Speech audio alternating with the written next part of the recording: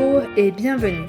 Je m'appelle Sophie Lemaître et avec le podcast Sophie au pays des possibles, je vous emmène à la rencontre de femmes et d'hommes aux parcours et horizons différents. Leur point commun ? Combattre la corruption et l'évasion fiscale pour un monde meilleur, plus juste et plus éthique. Parce qu'il ne s'agit pas uniquement de rêver d'un autre monde et parce qu'il est possible de changer les choses, rejoignez-moi au pays des possibles. Pour cet épisode du mois de juillet, nous voyageons et nous partons au Niger à la rencontre de Moussa Aksar, 58 ans, journaliste et directeur de l'événement qu'il a créé en 2002. Moussa est membre de plusieurs réseaux et coalitions de journalistes comme ICIJ, le consortium international de journalistes d'investigation dont on parle dans l'épisode 3. Moussa a gagné plusieurs prix nationaux et internationaux pour son travail dans le cadre des Pandora Papers, Panama Papers et FinCEN Files. Il a couvert de nombreux sujets dans la région du Sahel. Et dans le podcast, ce qui nous intéresse, c'est la corruption. Et donc avec Moussa, on a parlé des scandales de corruption qu'il a révélés, mais aussi de la corruption au Niger et de son impact sur les citoyens. Moussa a dû faire face à de nombreuses pressions et à de nombreuses poursuites en justice. Il a d'ailleurs été condamné en diffamation en mai 2021 pour une enquête qu'il a menée et dont il ne parle dans l'épisode. Il a fait appel, il est en attente de son appel qui aura lieu à la fin de l'année 2022. Malgré toutes ces poursuites, il ne lâche rien et encourage la jeune génération de journalistes à se mobiliser et à dénoncer la corruption. Moussa est une personne chaleureuse et qui prend le temps de parler et de partager son expérience alors qu'il est sollicité de toutes parts. Bonne écoute!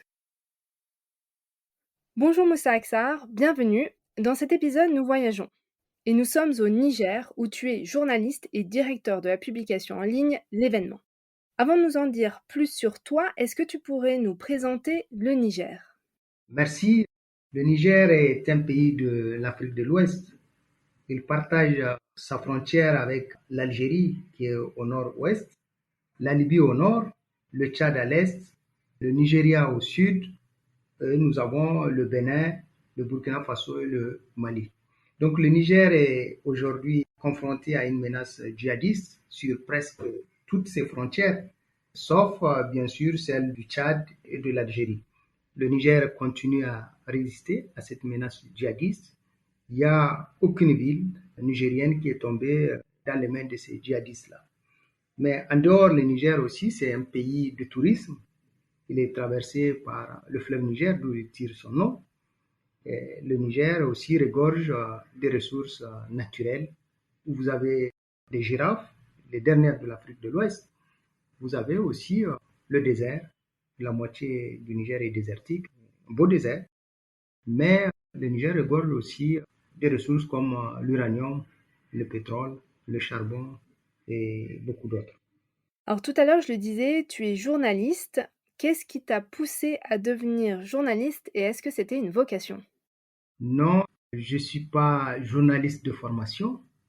Au départ, vu ce qui se passe dans mon pays, surtout l'injustice que je côtoyais depuis mon jeune âge, j'avais souhaité être magistrat pour rendre justice. Chemin faisant, j'étais inscrit à la faculté de droit, mais je n'ai pas pu continuer mes études parce que je suis fils de paysan et je n'avais pas de ressources pour continuer ces études-là. C'est comme ça que je me suis reversé dans le journalisme pour dénoncer, puisque là-bas, si j'étais magistrat, j'allais combattre l'injustice. C'est une autre façon, donc j'ai embrassé la carrière de journaliste. J'étais passé d'abord par la radio. Je présentais des éditions. Je faisais aussi la revue de presse. Je faisais des reportages de terrain, tout ce qui est chien écrasé. Ensuite, nous avons, avec quelques confrères venus d'horizons divers, créé l'événement qui a toute une histoire. Justement, est-ce que tu peux nous parler de l'histoire et de la création de l'événement ? L'événement a été créé en 2003. Nous étions tous au départ des journalistes dans des organes de presse. Deux fois, nous avons constaté que les patrons de presse ne veulent pas qu'on traite tous les sujets, surtout ceux qui donnent des annonces. Alors nous nous sommes dit que donc nous ne sommes pas indépendants, puisque les annonceurs sont de mèche avec les patrons de presse. Ils ne veulent pas qu'on traite certains sujets. Par exemple, si je vous donne un exemple, les responsables de téléphonie cellulaire ou sur les responsables de compagnies de transport. Au niveau des radios, nous n'avons pas la latitude, même si un bus fait un accident, de traiter ce sujet en toute impartialité. Donc à partir de là, nous nous sommes dit qu'il nous faut un organe de presse indépendant qui puisse dénoncer tous les travers de la société. Et nous nous sommes retrouvés avec un groupe de journalistes, une dizaine au départ, et chacun a mis la main dans la poche pour payer la première édition du journal. Et c'est comme ça qu'a été créé l'événement. Donc, il était d'abord un organe mensuel. Nous n'avons pas de siège, nous n'avons pas d'ordinateur, c'est à la main que nous écrivons. Nous avons loué même un ordinateur et un agent de saisie que nous payons chaque semaine, chaque mois, pour pouvoir nous faire la saisie. C'est à la main, c'était sous un arbre que nous avons commencé à traiter ces sujets pour créer l'événement.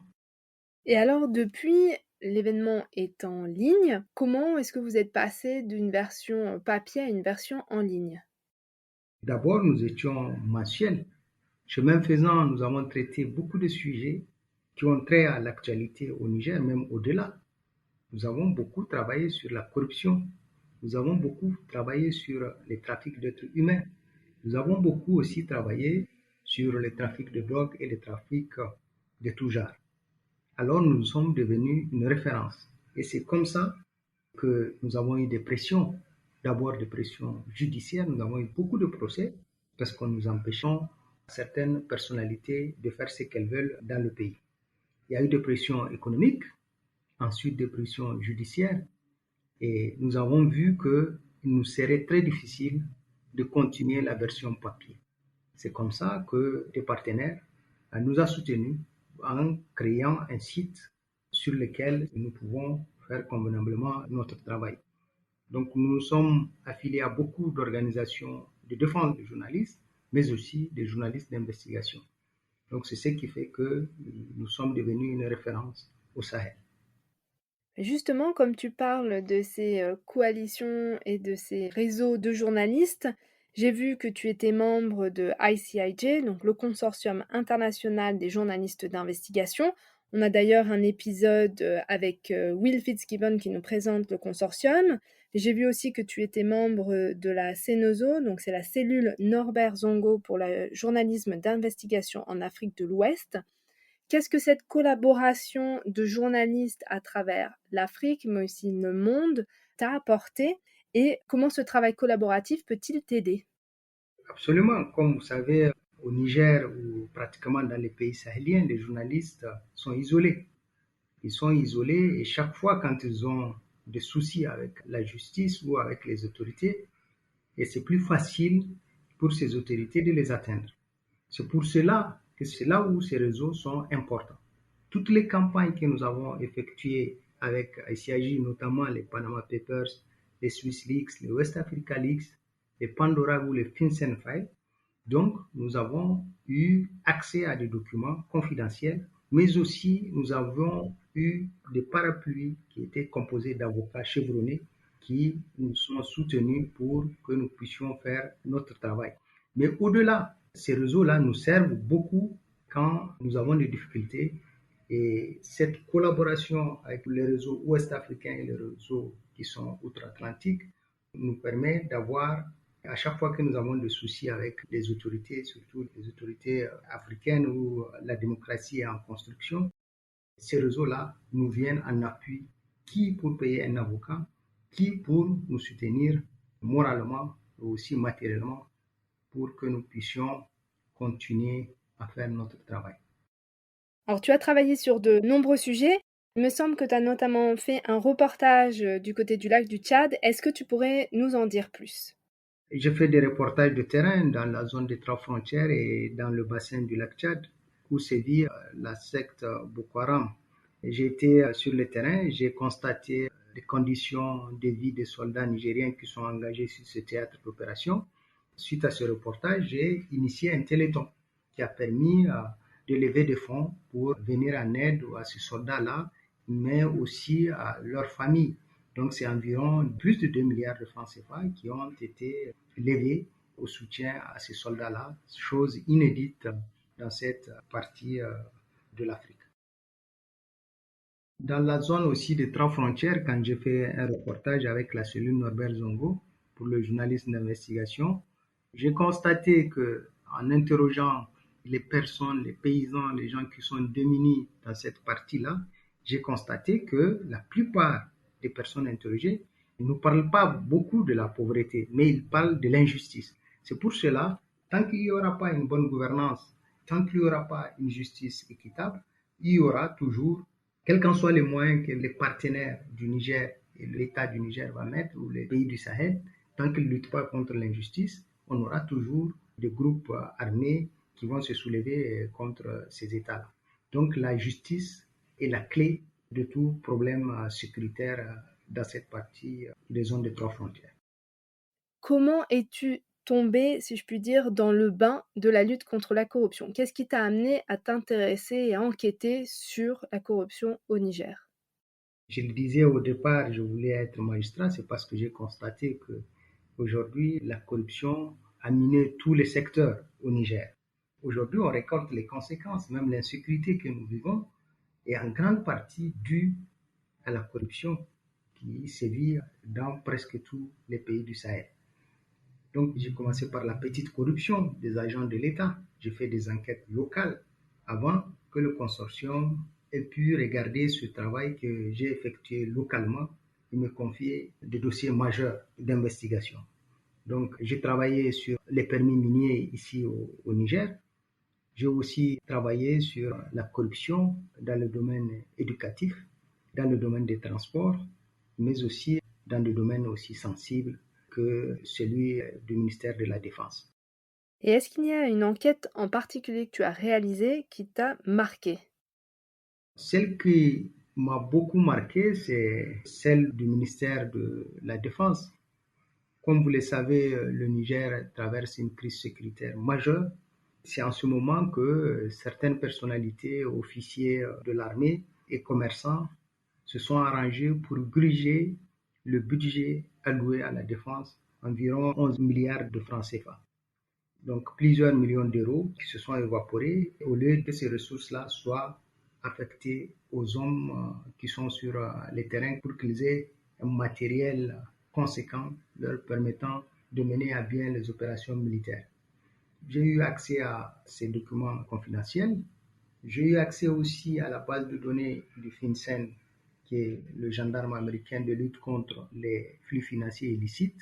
J'ai pu accéder aussi à des sources crédibles au sein du ministère de la Défense, au sein de l'armée. J'ai fait cette enquête-là. J'ai démontré que plusieurs personnes sont impliquées dans ce vaste détournement. Mais curieusement, la justice n'a pas bougé. C'est le maillon faible dans mon pays.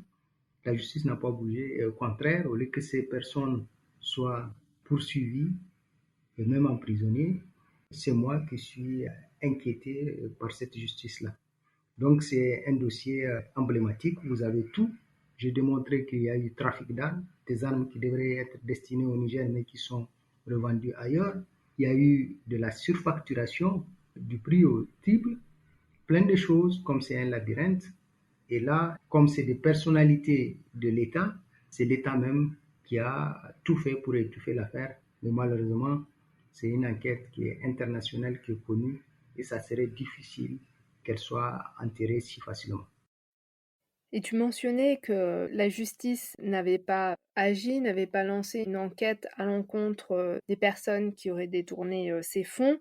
Mais par contre, toi, tu avais subi pression et menaces. Est-ce que tu peux développer, nous en dire plus? Je sais que là, tu es en appel pour un procès en diffamation à ton encontre. Est-ce que tu peux nous en parler et nous dire un peu plus sur les pressions que tu subis au quotidien? Au cours de cette enquête sur le ministère de la Défense, j'ai été menacé. Un des commerçants qui est impliqué dans ce vaste détournement m'a menacé de mort. J'ai pris toutes les références de ces coordonnées, tous les dossiers en main, et je l'ai porté devant le procureur. Depuis pratiquement un an, le procureur n'a pas daigné me donner suite à cette menace de mort. Mais par contre, c'est moi qui suis poursuivi pour avoir révélé que toutes ces personnes qui sont impliquées, plusieurs ministres de la Défense, anciens ministres de la Défense, plusieurs officiers, plusieurs commerçants qui sont au sein du principal parti au pouvoir, aujourd'hui n'ont pas été inquiétés. Par contre aussi, comme le journal a dérangé, il continue à déranger. On m'avait d'abord fait suivre par la police. J'ai été pisté par la police. On m'a fait subir des pressions économiques. Je ne pouvais plus imprimer mon journal parce que j'ai plus de ressources. Ensuite, on m'a envoyé des impôts imaginaires, un montant imaginaire pour étouffer le journal et que je ne puisse plus paraître. Mais au-delà de cette situation, il y a eu des réunions aussi au plus haut niveau pour demander à tous les annonceurs de ne plus me donner une publicité ou une annonce. Et là, ça fait pratiquement 5 ans que je vis cette situation. C'est vrai que ça a beaucoup impacté sur le fonctionnement de l'événement, mais nous continuons, comme nous sommes en ligne, nous continuons à publier des enquêtes pour l'intérêt général. À part ces pressions économiques, il y a aussi les pressions judiciaires. Sur ce dossier-là, ça fait pratiquement 8 fois que je me rends devant le tribunal pour justifier comment je puis mener cette enquête qui implique plusieurs personnalités. Mais je me suis aussi basé sur un rapport confidentiel de ce ministère qui a mis à nu les pratiques au sein de ce ministère clé vraiment au Niger. Et alors là, où est-ce que ça en est? Donc je crois que tu as dit 8 fois au tribunal. Donc là, il me semble que j'avais dit que tu avais fait appel. Tu peux nous en dire un peu plus sur le statut de cette plainte qu'il y a contre toi en diffamation? Cette plainte, on m'a condamné en première instance de payer environ plus d'1 million de francs CFA pour avoir, dans mon enquête, cité une personne qui se trouve être en Belgique et qui fait partie des personnes qui ont créé des sociétés offshore que j'ai découvert lors de mon enquête. Cette personne-là, elle a derrière elle toutes les autres personnes qui sont impliquées dans ce dossier-là. Donc, c'est comme un sous-traitant, comme un mercenaire qui a été utilisé pour m'empêcher de continuer cette enquête-là. Parce que cette enquête, elle couvre la période de 2016 à 2019, mais le pouvoir craint que nous enquêtions sur la période de 2011-2016. Donc il y a beaucoup de choses à découvrir. Je le disais tout à l'heure en introduction que c'est un labyrinthe où on peut trouver beaucoup de choses. Ce sont des milliards qui ont été dilapidés au sein de ce ministère de la Défense au moment où plusieurs soldats nigériens ont trouvé la mort des centaines sur les différents théâtres d'opérations intérieures. Depuis tout à l'heure, tu nous expliques la difficulté de travailler, d'enquêter au Niger avec toutes les pressions auxquelles tu dois faire face et toute l'équipe de l'événement fait face. Dans cet environnement hostile avec aussi une forte corruption, comment arrives-tu à travailler? Quelles sont tes techniques pour enquêter et continuer à dévoiler les pratiques illicites qui ont cours au Niger? Pour les techniques, moi je pense que quand on est journaliste d'investigation, il faut avoir de l'audace et aussi être humble. Mais en dehors de ces deux choses, on peut aussi trouver, on sait qu'on aura des pressions économiques, surtout dans cette partie de l'Afrique, c'est de trouver un autre mécanisme pour se faire financer. Moi, j'ai imaginé, tant fils de paysan, avec les fruits de ce que je cultive de la ferme, je peux subvenir à mes besoins sans faire appel à des ressources de l'État. C'est comme ça que j'arrive à survivre et à faire vivre aussi ma rédaction en faisant de l'embouche bovine, en faisant de la culture, en faisant beaucoup de choses à côté, surtout le travail de la terre, pour pouvoir joindre les deux bouts. Parce que quand on dérange au plus haut sommet de l'État, il faut s'attendre aussi à des représailles. Donc, imaginez, anticiper sur les différentes pressions économiques surtout, pour pouvoir trouver un mécanisme et empêcher à ce que l'État vous fasse mal. C'est original, créatif, inventif, je dois dire, mais en tout cas, une solution qui semble, fonctionner, qui permet à ce que l'événement soit toujours en ligne et que tu puisses continuer ton travail. Je voulais revenir sur la corruption au Niger. On a commencé un petit peu à en parler, mais je serais assez intéressée de savoir à quoi ressemble la corruption au Niger. Est-ce que tu peux nous décrire les différentes formes de corruption? Est-ce que c'est une corruption qu'on retrouve à tous les niveaux et comment elle se déroule? Dans les années 80 jusqu'en 1987, le Niger est cité un exemple parce que il avait à sa tête un chef d'État qui luttait contre la corruption et qui est connu pour être un des meilleurs chefs d'État que le Niger ait connu. À sa mort, il n'avait ni villa, il n'avait rien, il est parti comme ça. Et pendant des années qu'il a dirigé, le Niger a été toujours cité en exemple à travers le monde. Mais après sa disparition, on a connu une classe politique qui est venue au pouvoir pour se servir et non servir. Et c'est comme ça que la corruption a commencé par gangréner tous les systèmes. Vous voyez le système aujourd'hui éducatif, il faudrait, si vous voulez accéder à des postes, il faudrait mettre la main dans la poche, corrompre les supérieurs hiérarchiques pour que votre enfant même accède à l'école. On est arrivé où même les diplômes sont achetés pour être recrutés dans la douane. La douane en Afrique, ce sont des agents qui sont les plus riches du fait de la corruption. Vous voyez, pour accéder à la douane, au concours d'accès à la douane, il faut corrompre les supérieurs, même dans l'armée, même dans les services de santé. Donc, c'est tous les secteurs qui sont gangrénés par la corruption. Et de telle sorte que même la justice, elle est gangrénée par la corruption. On s'est retrouvé avec toute la société aujourd'hui. C'est toute la société, depuis pratiquement 20 ans, tous les pans de la société qui sont atteints par la corruption. Au lieu que ce soit le haut qui donne l'exemple, c'est le haut qui est le plus corrompu et c'est descendu jusqu'aux manœuvres, jusqu'au tablier à côté. De toute sorte qu'aujourd'hui, tant que vous ne donnez pas l'argent, vous ne pouvez pas accéder à certaines choses au Niger et c'est un peu partout dans cette sous-région. Donc il faudrait qu'on ait des dirigeants qui sont soucieux de la lutte contre la corruption, qui ont une volonté politique affichée pour combattre la corruption. La corruption, elle a miné tous nos États et aujourd'hui, on récolte les conséquences avec la mauvaise gouvernance. C'est ce qui a ouvert la porte au terrorisme qu'on connaît aujourd'hui dans cette partie de l'Afrique. Quels exemples concrets tu vois de l'impact de la corruption au Niger pour la population? Pour avoir travaillé sur le dossier sur les faux médicaments, il se trouve que, pour citer cet exemple-là, que pour importer des médicaments, les faussaires ont trouvé l'ingénieuse idée de corrompre les pharmaciens, parce que c'est eux qui sont seuls habilités à importer des médicaments de qualité. Ils les corrompent, ces derniers donnent une autorisation moyennant de l'argent et ils vont dans des pays comme en Inde ou dans d'autres pays pour importer de faux médicaments et les introduire dans les pays sahéliens et surtout au Niger. Donc, au niveau du couloir de passage de la douane, ces mêmes faussaires corrompent les douaniers. Et c'est ainsi de suite, ils corrompent tout le mécanisme mis en place par l'État pour que ces faux médicaments se retrouvent sur les marchés. Et vous avez dans les marchés ouest-africains beaucoup de faux médicaments qui circulent et qui détruisent la santé des populations. Voilà un exemple de corruption qui impacte sur la santé des populations. C'est comme dans le secteur de l'enseignement. Aujourd'hui, vous avez des gens qui n'ont pas la qualité d'enseignants, mais qui enseignent.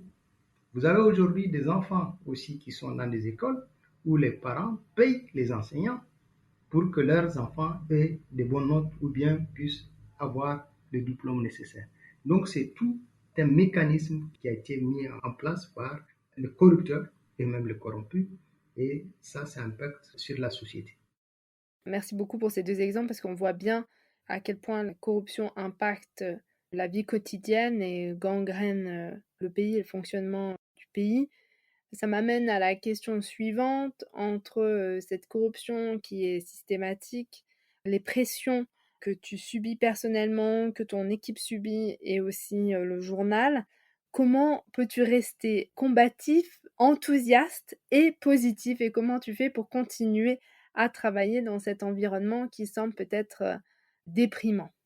En embrassant ce métier de journaliste, surtout quand vous faites l'investigation, vous dites que vous rentrez dans un labyrinthe. Vous ne savez pas ce qui va vous arriver, vous ne savez pas ce que vous allez trouver au bout. Donc vous dites que vous êtes là pour l'intérêt général. Donc vous vous armez de courage et d'humilité. Vous dites que bon, vous êtes là pour essayer d'apporter la petite pierre et faire changer les choses. Donc c'est ce que tous les journalistes, tous ceux qui sont dans les mêmes réseaux que moi, nous travaillons pour qu'il y ait des petits pas en avant pour qu'on puisse essayer de faire changer les choses. Nous avons d'autres jeunes journalistes, comme je l'ai dit chaque fois, nous sommes presque à la porte.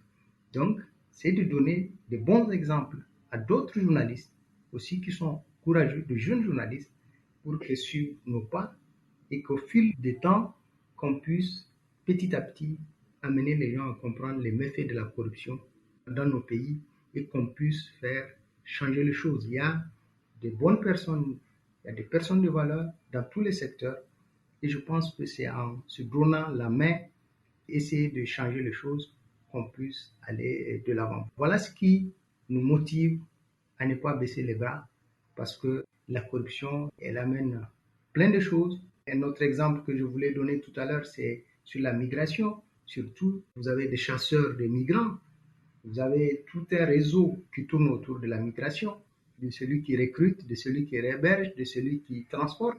Donc, s'il n'y avait pas de corruption, peut-être on n'aura pas assez de migrants sur les côtes qui partent mourir. Tu parlais des jeunes journalistes pour les soutenir, les motiver à travailler sur ces sujets-là. De manière générale, quel message aurais-tu pour la jeunesse pour qu'elle s'engage dans la lutte contre la corruption? Aux jeunes journalistes, chaque fois, je leur dis, il vous faut de l'audace, de l'humilité et aussi affronter les corrupteurs et les corrompus pour que demain nos États soient viables. Sinon, si nous nous fléchissons, dans 10 ans, on n'aura plus des États dans cette partie du Sahel. La corruption a tellement gangréné tous les secteurs, si on ne trouve pas quelques rares personnes qui essaient de sortir la tête de l'eau, on ne peut pas aller de l'avant. Donc c'est pour cela que je dis aux jeunes journalistes, vous êtes les précurseurs. Donc il faudrait que vous y travaillez, qu'on puisse faire sortir nos pays dans cette situation qui est très grave et lamentable. Et en tant que citoyen nigérien, quel rôle on peut jouer? Comment, en tant que citoyen nigérien, on peut s'impliquer pour lutter contre la corruption au Niger? En tant que citoyen, on le fait d'abord en tant que journaliste, travailler avec la société civile, surtout la société civile qui peut faire bouger beaucoup de monde, qui peut sensibiliser aussi, qui peut venir se joindre au travail du journaliste, mais aussi voir les quelques rares magistrats qui restent, qui peuvent faire le travail pour qu'on puisse se donner main dans la main, faire avancer les choses, surtout en luttant contre la corruption, vraiment qui est la porte pour tout développement. Mais est-ce que la population peut jouer un rôle? Tu parlais de la politique des petits pas, tu as parlé aussi de l'intégrité devait venir des politiques, mais est-ce que la population peut jouer un rôle et comment? Qu'est-ce qu'elle peut faire concrètement pour essayer de changer les choses? Oui, la population, si elle est sensibilisée sur les méfaits de la corruption, elle peut constituer un moteur essentiel dans cette lutte-là. C'est tout un ensemble. Il faut des journalistes qui dénoncent, il faut la société civile qui suit et il faut les populations qui accompagnent.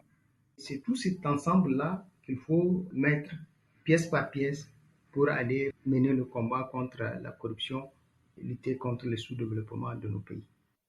Et est-ce que, des personnes à l'étranger comme moi ou d'autres, est-ce qu'on peut jouer un rôle? Est-ce qu'on peut aider à lutter contre la corruption au Niger? Est-ce qu'on peut influencer? Est-ce qu'on peut contribuer? Absolument. Tout à l'heure, en introduction, je vous le disais aussi, dans nos pays aujourd'hui, les dirigeants sont plus enclins à regarder leur image à l'extérieur. Ils sont soucieux de l'image qu'ils donnent à l'extérieur. C'est pour cela, quand des médias internationaux relaient des informations de journalistes d'investigation africains, ça a un impact sur la vie de ces pays-là. Donc c'est important, c'est pour cela d'un commun accord, c'est travailler ensemble entre les journalistes africains et les journalistes occidentaux pour qu'on puisse amener les dirigeants à changer de comportement.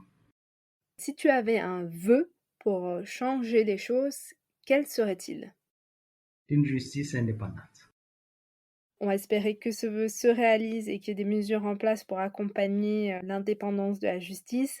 Et pour terminer l'épisode, est-ce que tu aurais une œuvre à nous recommander pour continuer à s'informer sur cette thématique? Donc ça peut être un livre, un film, un morceau de musique, une peinture, comme tu veux. Et quelle serait-elle? Moi, un morceau de musique, Phil Collins, Another Day. Pourquoi, si je peux demander? Quand je faisais une enquête, j'écoutais cette musique, ça m'a beaucoup inspiré. Et puis, j'ai fait une bonne enquête. C'était sur l'abattoir fantôme. 16 milliards qui ont été détournés au Niger dans la construction d'un abattoir que j'ai appelé abattoir fantôme jusque-là. L'argent a été débloqué, mais sur le terrain, il n'y a que de la ferraille. Parfait, merci beaucoup. J'ai pris beaucoup de plaisir à échanger avec toi. J'ai appris plein de choses. J'espère que celles et ceux qui nous écoutent apprécieront aussi l'épisode. Je te souhaite le meilleur. J'ai hâte de lire tes prochaines enquêtes. Et a priori, il y a encore pas mal de boulot. Et puis surtout, j'espère qu'il y aura du changement qui arrivera. On en dit une justice indépendante, mais aussi un soutien important à toi et à tes collègues journalistes au Niger. Donc je te souhaite une très bonne continuation et merci beaucoup d'avoir pris le temps d'échanger avec moi aujourd'hui. Merci Sophie, merci à tous. Merci d'avoir écouté l'épisode jusqu'au bout. Si vous ne l'avez pas encore fait, abonnez-vous au podcast et surtout partagez-le avec vos amis, votre famille, vos collègues. Et si vous pouviez me laisser un avis 5 étoiles, que ce soit sur Apple Podcast ou sur Spotify, cela permettra à d'autres de découvrir le podcast et de nous rejoindre au pays des possibles. Si vous souhaitez me contacter ou si vous voulez me suggérer des invités, n'hésitez pas, envoyez-moi un email, l'adresse est indiquée dans la description de l'épisode. Je vous dis à bientôt pour un nouvel épisode.